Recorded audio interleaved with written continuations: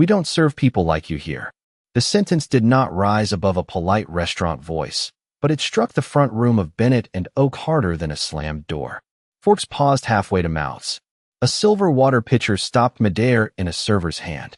Near the bar, a man in a navy suit looked over his shoulder, curious, then amused, as if the evening had suddenly offered him entertainment between courses. Marcus Bennett stood just inside the entrance with rain darkening the shoulders of his black hoodie and a small paper bag tucked under one arm. Outside, Chicago's November wind pushed sheets of water against the tall windows, turning the streetlights into long gold smears across the glass. Inside, everything glowed with expensive warmth. White tablecloths, polished oak floors, brass lamps low over each table, wine glasses catching the light like small, perfect flames. Marcus looked out of place only if a person believed places belonged to appearances. His jeans were clean, but worn at the knees. His boots carried a faint line of mud from the curb.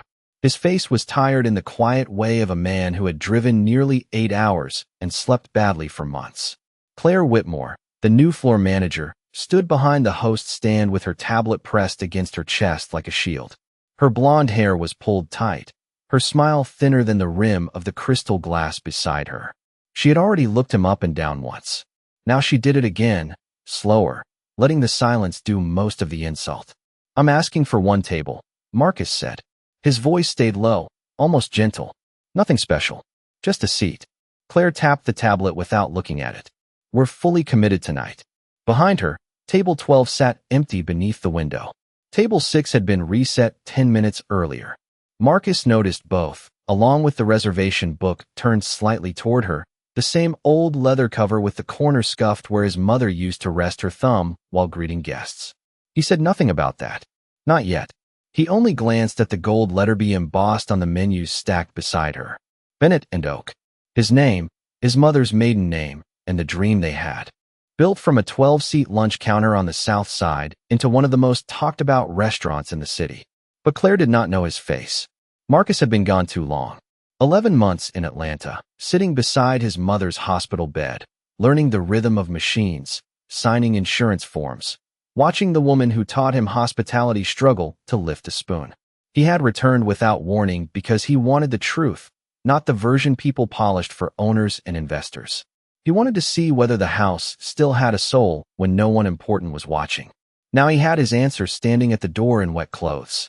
A quiet answer. A sharp one. "There are open tables," he said. Claire's smile hardened. "Those are reserved for appropriate guests." The word appropriate settled between them like dust on fine china.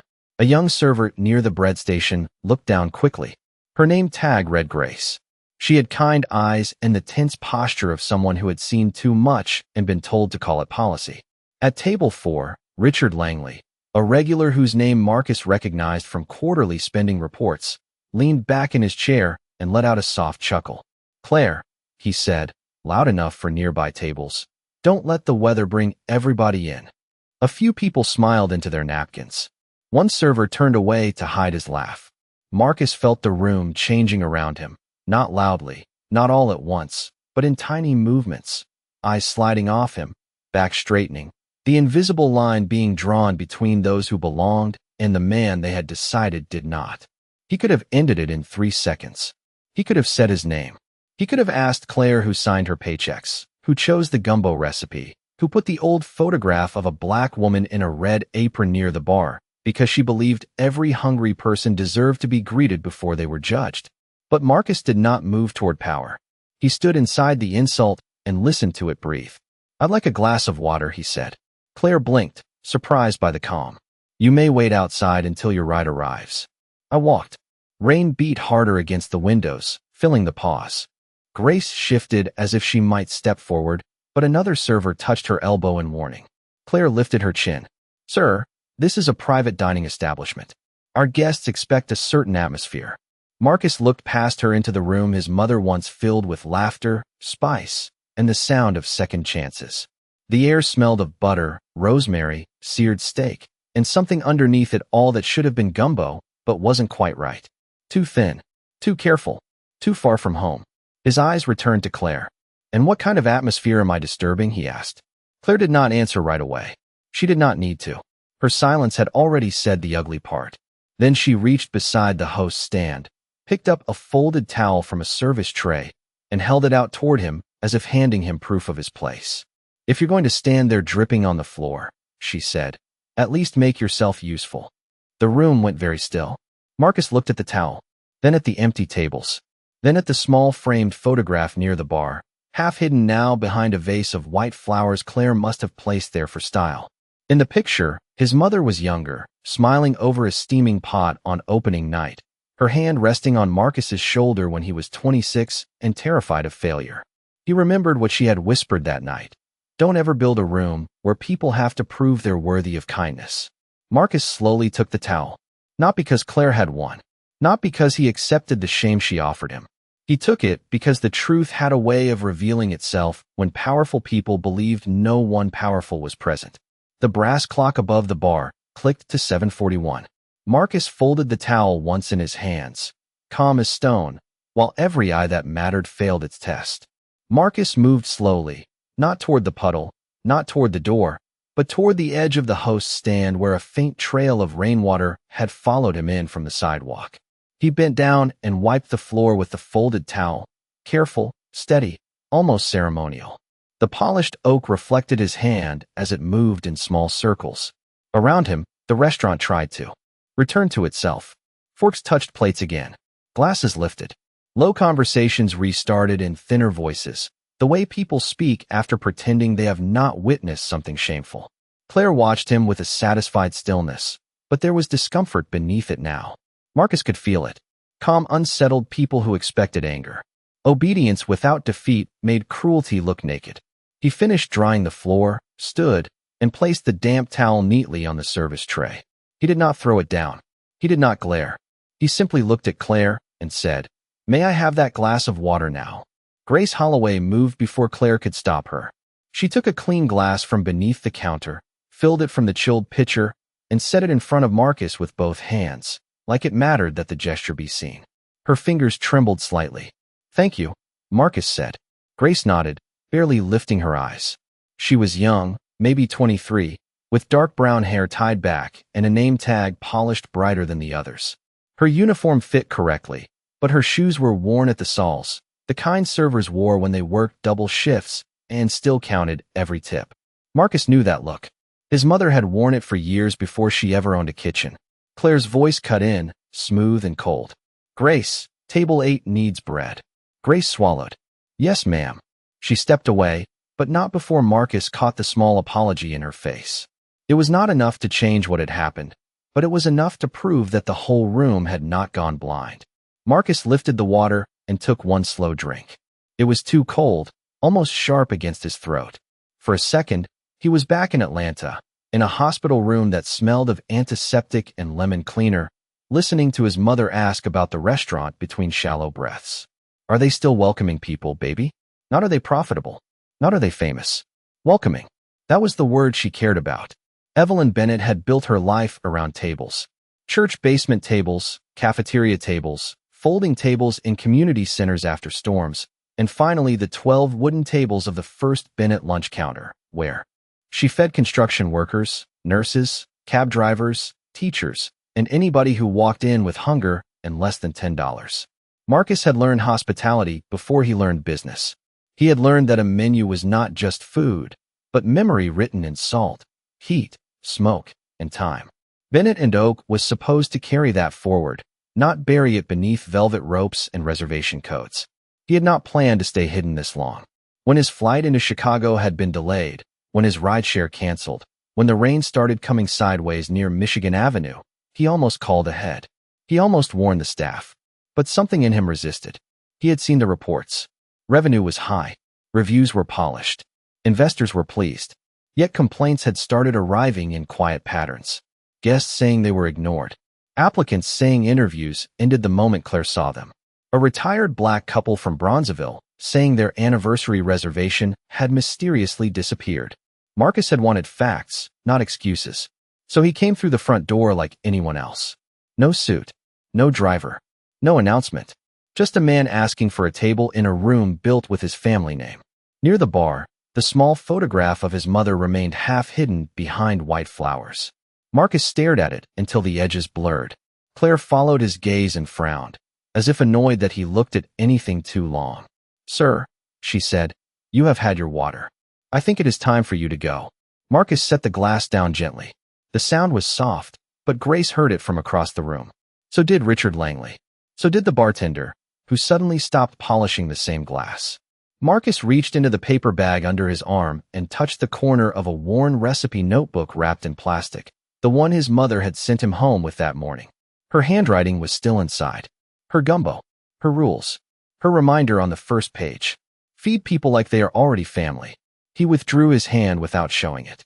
Then he looked at Claire with the patience of a man measuring not one insult, but an entire house. "I will leave," he said quietly, "when I understand what this place has become." Claire's expression changed for the first time. Not much, just a small tightening around the mouth, a flicker behind the eyes, the brief irritation of someone discovering that a person she had dismissed was not leaving on command. She placed her tablet flat on the host's stand and folded her hands over it. "This place," she said, each word polished until it sounded almost reasonable, "has standards." Marcus looked across the dining room. Standards. The word moved through the air beneath the soft jazz, beneath the quiet scrape of knives against porcelain, beneath the rain ticking on the tall windows. Standards were not the problem. His mother had standards. She believed silverware should shine, soup should arrive hot, restrooms should smell clean, and every guest should be looked in the eye before being asked their name. But Claire's standards were different. Marcus could see them in the way she greeted a man in a tailored gray suit before he reached the door, the way she straightened when a woman with a diamond bracelet approached, the way her smile appeared only for people whose money announced itself before they did. At Bennett and Oak, under her watch, welcome had become something guarded, something rationed, something handed out like a private favor. Standards, Marcus repeated quietly. Claire took that as agreement. Exactly.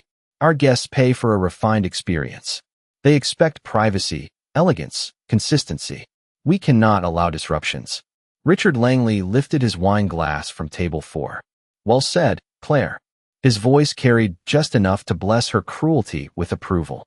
He was in his late 50s, silver-haired, smooth-faced, dressed in a suit that probably cost more than a dishwasher made in a month. Marcus knew his profile well.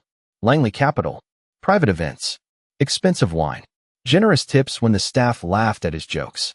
The type of man managers protected because invoices looked better when he was happy. Claire turned slightly toward Richard with a grateful smile, and in that smile Marcus saw the whole sickness of the room. It was not one insult. It was a system. Evan Cole, the executive chef, stepped halfway out from the kitchen doors, wiping his hands on a towel. He had sharp eyes and the heavy shoulders of a man who had learned to survive by not noticing what could cost him. Marcus remembered approving his hire from Atlanta after reading glowing recommendations.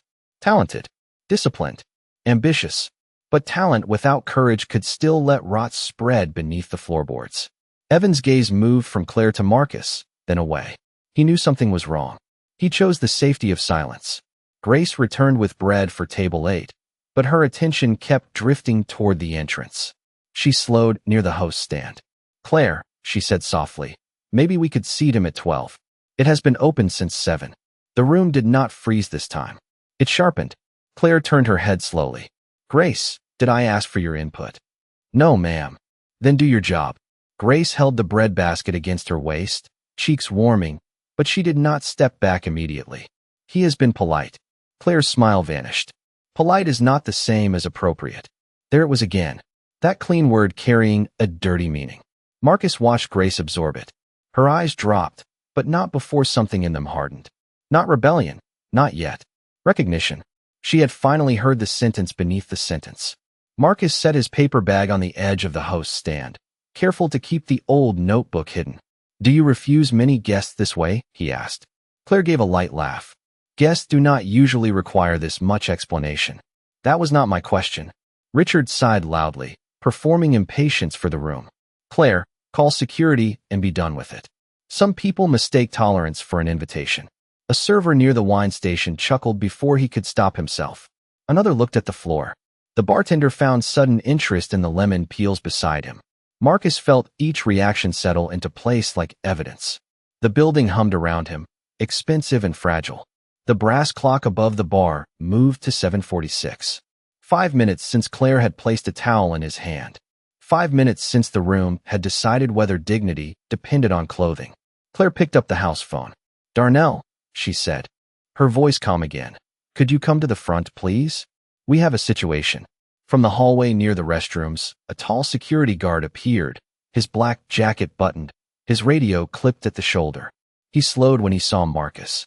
Not because Marcus looked threatening, but because Marcus looked familiar in the way a person can feel familiar without a name attached. Darnell's eyes moved to the photograph near the bar, then back to Marcus, and confusion crossed his face. Claire pointed without looking. "Please escort this gentleman outside." Darnell hesitated. "Is there a problem?"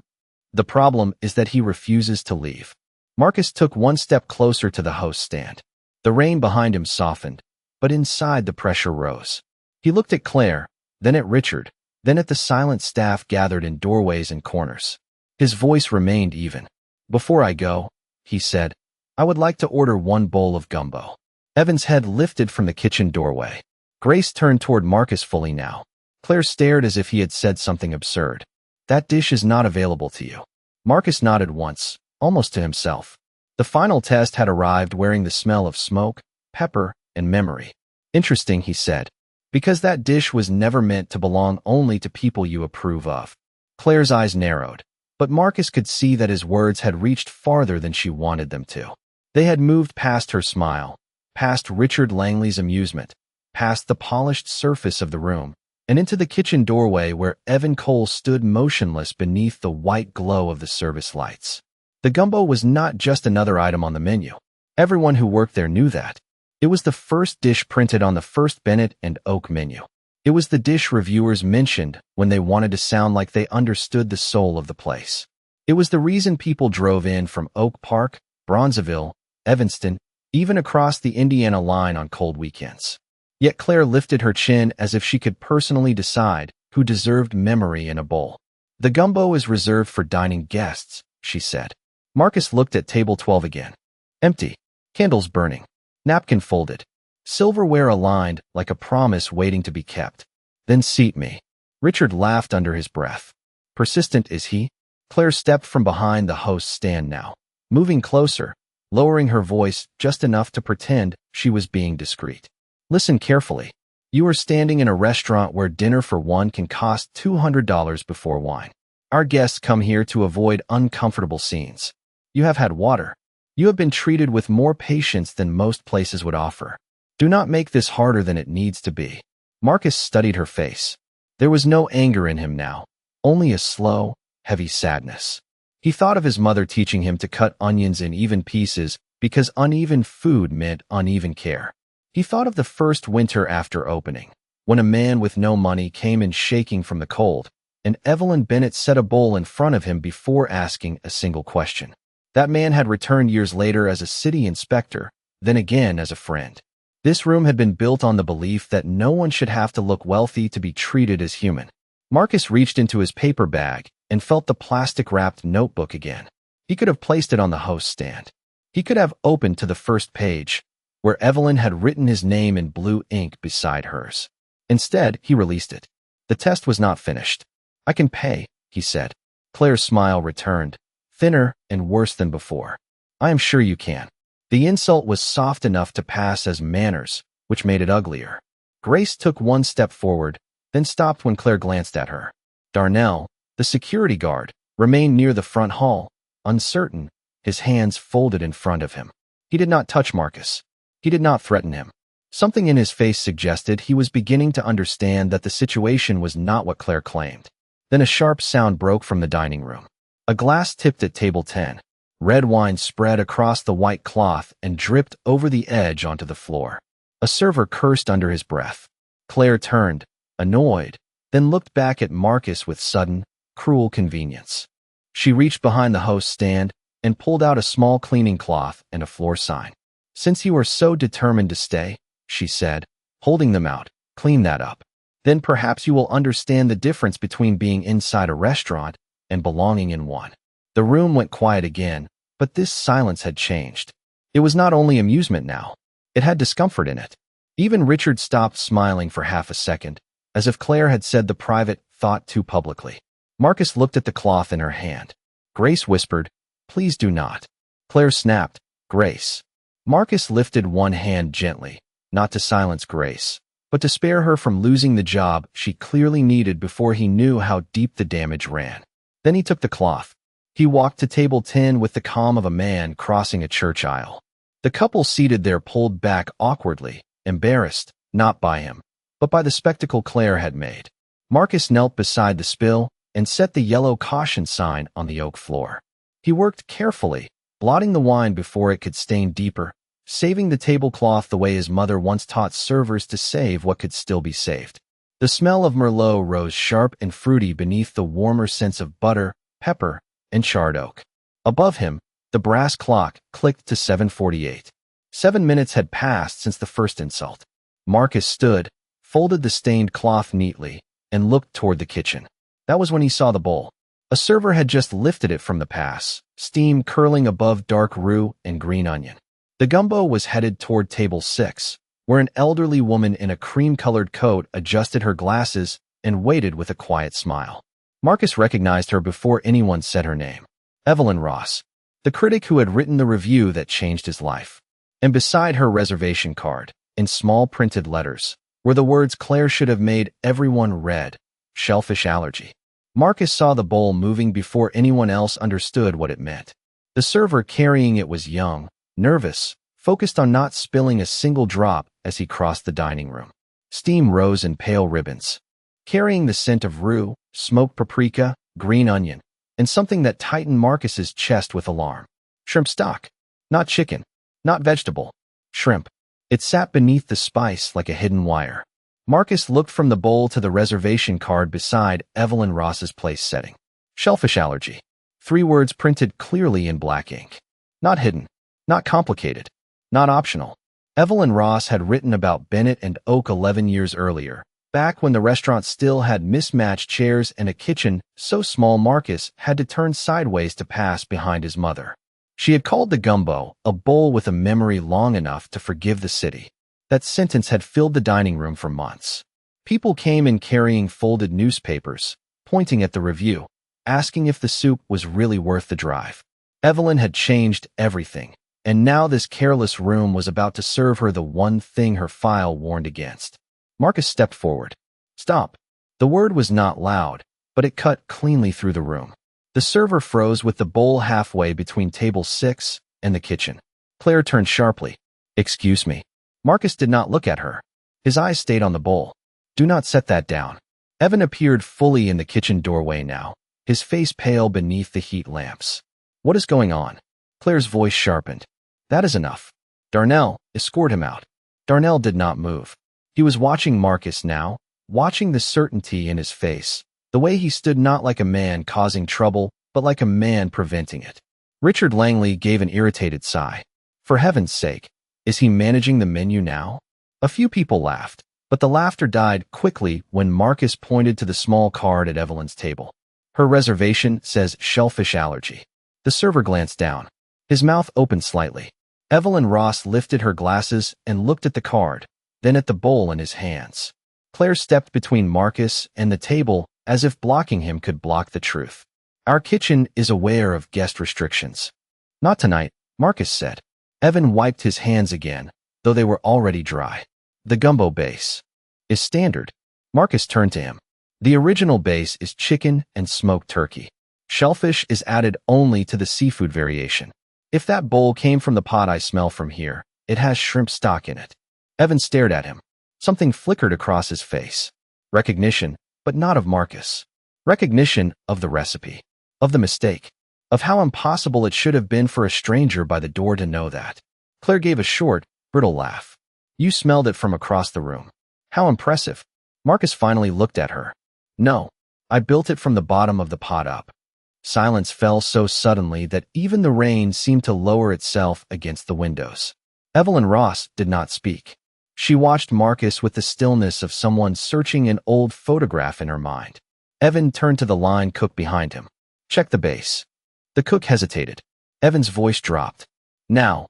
The bowl remained suspended in the server's hands, steam curling upward and fading beneath the brass light. Grace stood near table 8, one hand pressed lightly to her chest.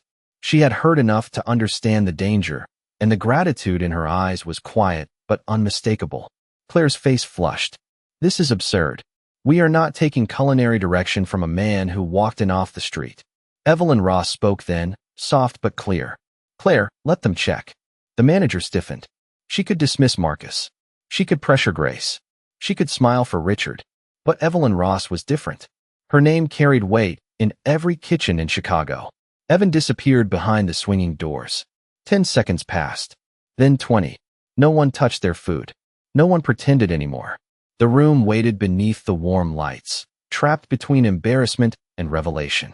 When Evan returned, he did not come out fully. He stopped at the threshold, one hand still on the kitchen door, his face emptied of color. Pull the gumbo, he said to the server. All of it. Claire turned toward him. What? Evan swallowed. The base was changed during prep. It contained shrimp stock. The server stepped back from Evelyn's table as if the bowl had become something fragile and dangerous.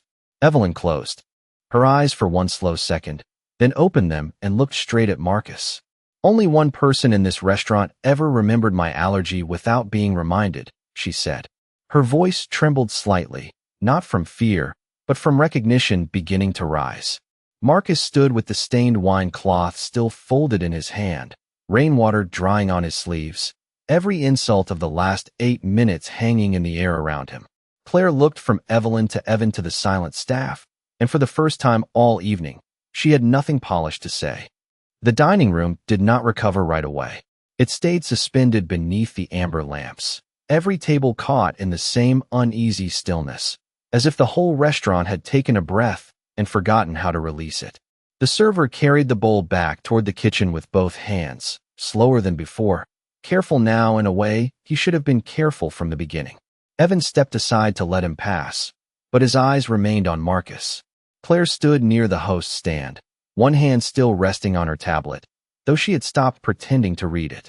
Richard Langley shifted in his chair and cleared his throat, but even he seemed uncertain whether a joke would survive the air. Marcus did not move. He could feel the dampness of his hoodie cooling against his back. He could smell wine on the cloth in his hand, shrimp in the kitchen steam, rain in the wool coats hanging near the entrance. All of it mixed with the ghost of the restaurant he remembered, his mother laughing near the stove, old blues playing from a cracked speaker, customers leaning across crowded tables like neighbors instead of strangers. For a few seconds, the past and present sat in the same room, and the difference between them hurt more than Claire's words had. Evelyn Ross placed her napkin beside her plate with deliberate care. She was older now, her silver hair cut just below her chin, her face thinner than it had been in the photograph Marcus kept from the first review dinner, but her eyes were still sharp. She looked at him as if studying the distance between memory and proof. You know that recipe, she said. Marcus looked down at the towel, folded it once more, and set it on the nearest service tray. I know what it is supposed to be. Evan flinched slightly, because the sentence was about more than gumbo. Grace heard it too. Marcus could see it in her face. She stood near the bread station with her shoulders squared now, no longer trying to disappear. Claire recovered first, or tried to. Mr. Ross, she said, mistakenly reaching for authority and getting the name wrong in her haste. We deeply apologize for the confusion. Your meal will be replaced immediately. Evelyn did not look at her. My name is Evelyn Ross. The correction landed softly, but it cut. Claire's cheeks colored. Of course, Miss Ross. I meant no disrespect. I am sure you have meant many things tonight. No one spoke after that. The rain outside had softened from a hard tapping to a quiet mist sliding down the windows. Through the glass, Michigan Avenue blurred into gold and black, cars passing like shadows with headlights. Marcus turned slightly toward the hidden photograph near the bar. The white flowers in front of it trembled each time someone walked past, their petals clean, expensive, and empty of meaning. He walked over without asking permission. Claire watched him, lips parting as if to stop him, but something in the room warned her not to. Marcus lifted the vase with both hands and moved it to the far end of the bar. The photograph came fully into view.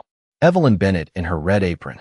Younger Marcus beside her, thinner, smiling nervously, one hand on the back of a chair, as if holding himself steady on the first night of a dream. The frame had gathered a line of dust along the top. Marcus wiped it gently with his thumb. His mother had not wanted her picture displayed because she cared about being seen. She wanted it there so the staff would remember who the room was for. People who came in tired. People who came in celebrating. People who came in alone. People who had been told too many times that nice places were not meant for them. Marcus felt his throat tighten, but his face stayed calm. That was the discipline she had taught him too. Do not let the room make you smaller. Do not let anger speak before truth is. Ready. He turned back. Claire's confidence had thinned to something brittle. Evan looked ashamed, but still silent. Darnell remained near the hallway, his eyes now fixed on the photograph, the connection forming visibly in his expression. Grace took one quiet step closer to the bar and read the small brass plaque beneath the frame. Founder, Evelyn Bennett. Her gaze moved from the plaque to Marcus, then to the shape of his face, and suddenly her eyes widened. She understood before Claire did. Marcus saw it happen. Not fear, not shock, recognition. The kind that arrives softly and changes everything. The brass clock clicked to 7:50. 9 minutes since he had walked through the door. 9 minutes since Claire had decided he did not belong. Marcus reached into the paper bag and finally removed the plastic-wrapped notebook. The old blue cover was worn at the corners, softened by years of kitchen heat and his mother's hands. He placed it on the bar beneath the photograph, and the sound it made was barely more than a whisper. But in that room, it felt louder than any accusation. Grace saw the notebook first. Her eyes dropped to the blue cover, then lifted slowly to the photograph above it, then to Marcus's face. The truth did not arrive like thunder. It arrived like a door opening in a house everyone had forgotten had another room. Evelyn Bennett's smile in the frame had Marcus's same calm eyes, the same steady mouth, the same quiet refusal to shrink. Grace whispered, almost without sound, "Oh my goodness." Claire turned on her sharply. What? But Grace was no longer looking at her. She was looking at the man in the rain-dark hoodie, the man Claire had handed a towel to, the man Richard Langley had mocked, the man who knew the gumbo by scent and the allergy by memory. Darnell stepped closer to the bar, his face changing as he read the plaque beneath the photograph again. Founder, Evelyn Bennett. Then his gaze moved to Marcus with dawning respect. Mr. Bennett, he said quietly. The name moved through the room like a match struck in darkness. Evan Cole went completely still. The bartender lowered the glass he had been pretending to polish. Richard Langley sat forward, his amusement draining from his face 1 inch at a time. Claire blinked once, then again, as if the room had slipped out of alignment. That is not possible, she said. Marcus opened the notebook. The plastic cover crackled softly beneath his fingers. Inside, the first page held his mother's handwriting, faded but clear. Evelyn and Marcus, opening menu, March 4th. Beneath it was a note written in blue ink, the kind of note a mother writes because she believes memory needs anchors. Feed people like they are already family. Marcus turned the notebook toward the room, not dramatically, not angrily, just enough for those closest to see. Evelyn Ross stood from table 6. Her chair legs made a soft sound against the oak floor. Marcus Bennett, she said, and this time her voice carried the warmth of certainty. I wondered when you would come home. Claire's face lost its color. You know him? Evelyn looked at her then, not with anger, but with something far worse for a person who lived on appearances. Disappointment. I reviewed this restaurant when it was still small enough for the owner to carry chairs himself. He served me coffee while his mother argued with the oven. I know exactly who he is. The silence that followed was different from every silence before it. Earlier, the room had been quiet because people wanted to watch a man be shamed. Now it was quiet because they understood they had been watching themselves. Marcus closed the notebook and placed one hand lightly on top of it.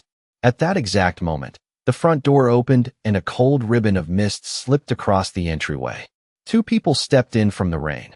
A woman in a charcoal coat carrying a leather briefcase, and a man with silver glasses holding a folder against his chest.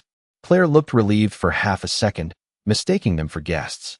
Then the woman removed her gloves and said, Mr. Bennett, I apologize. The traffic on Lakeshore Drive was worse than expected. Marcus nodded once. Thank you for coming, Angela. Claire's mouth parted. Angela. The woman turned to her with professional calm. Angela Price, General Counsel for Bennett Hospitality Group. The man beside her, adjusted his glasses. Daniel Mercer, Chief Financial Officer. The words settled over the room with the weight of official paper, locked doors, and signatures Claire had never expected to face. Marcus lifted the notebook from the bar and walked toward the private office beside the kitchen, the one Claire had passed 100 times without knowing what it meant to the man she had refused. The door had a brass handle and a small fingerprint lock installed after a break-in years earlier. Marcus placed his thumb against the scanner. A green light blinked. The lock clicked open. No one breathed for a second. The office light came on automatically, revealing framed permits, old newspaper clippings, and a wall photograph of Marcus cutting the opening ribbon beside his mother. Claire's tablet slipped slightly in her hand. Richard Langley lowered his eyes to the tablecloth. Evan removed his chef's towel from his shoulder and held it in both hands like a confession. Marcus stood in the doorway of the office and turned back to them. His voice was soft, but it reached every corner. For 9 minutes, I was treated exactly the way you have treated people when you thought no one important was watching. He looked at Claire, then at the servers who had laughed, then at Evan, whose silence had weighed almost as heavily as her words. Now I need to know how long this has been happening in my mother's house. Angela Price closed the office door behind Marcus, but she left the blinds open. That mattered. Everyone in the dining room could see the glow of the computer screen, the security monitor waking, the files opening one after another like drawers in a room that had been locked too long. Marcus stood behind the desk without sitting. His mother's desk. The leather chair still carried the faint crease of where she used to lean back after closing, shoes off, laughing about customers who asked for mild sauce, and then complained it was not hot enough. Angela worked quickly, her face unreadable. Daniel Mercer connected his laptop to the restaurant system and began pulling reservation logs, complaint records, staff messages, and camera clips from the last 6 months.